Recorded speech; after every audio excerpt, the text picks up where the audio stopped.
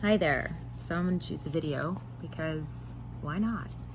All right, so when I think of what is language policy, I definitely had a lot of misconceptions. I did have more of a national political governmental tie to how I understood it, but I definitely have a more multi-layered understanding of it now.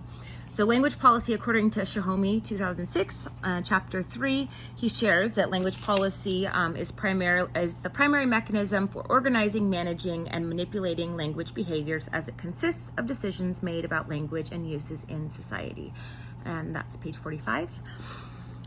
Now, that is pretty directly tied to how Johnson shares the 5 definitions of language policy, and kind of just goes into the differences, the top up, bottom up, overt, covert, which I'll get into a little bit more. But kind of the overarching theme that I saw was really, how do you define language policy and the subset of language planning, and how those two are kind of completely intertwined. And because language planning was kind of the precursor to language policy, which I had to think about for a minute when I was reading that to understand it. So both Shahomey and Johnson cover and refer to the sweeping intervention and control of language behavior, and they kind of identify it as what language people will speak in a nation, and really that the policy refers to the set of principles regarding language behavior, and that was from Shahomey, page 49. When I was looking at the 5 definitions provided in Johnson, I think I really identified the most with Teresa McCartney, mostly because it was more of like a humanistic, seemed kind of more like an anthropological mindset, and it was simple. She kind of saw language policy as sociocultural, not top down or bottom up, but multi-layered, and she was more interested in how language is produced in relation to human interaction and negotiation. And so I think of that as more like sociolinguistics, but I guess since it's all really directly interrelated and tied together, it works. Another quote that I found that is by McCartney is, this is what she shares: policies regulate language use and are evident in the everyday ideological saturated regulating mechanisms that construct social hierarchies. That's McCarty et al., 2011, page 339. One commonality that I saw just throughout the text is that authorities use propaganda, they use ideologies, they use power. Whoever has the power is the one to dominate.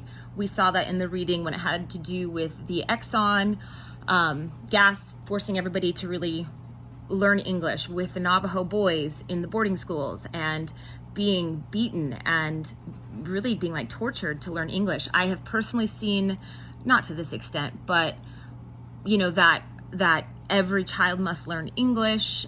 When I first moved to Phoenix, I taught at a school, and I remember we had a couple emergent students who were didn't know any English, came straight from Mexico. And I've always been of the sort where you let the child develop in their time and not force them to learn English. I've always been that mindset. And I remember there was a dean who just was like, English, we speak English only. And I was always so appalled by that. I'm running out of time, but I guess what I wanted to cover is overt. That's kind of the expressed, written, spoken policy. Covert policy that has those hidden agendas, which I think we see more often than not, and it's intentionally concealed. Top down, that's the big governing. Micro, smaller level, that's the grassroots, smaller communities fighting really for their policy.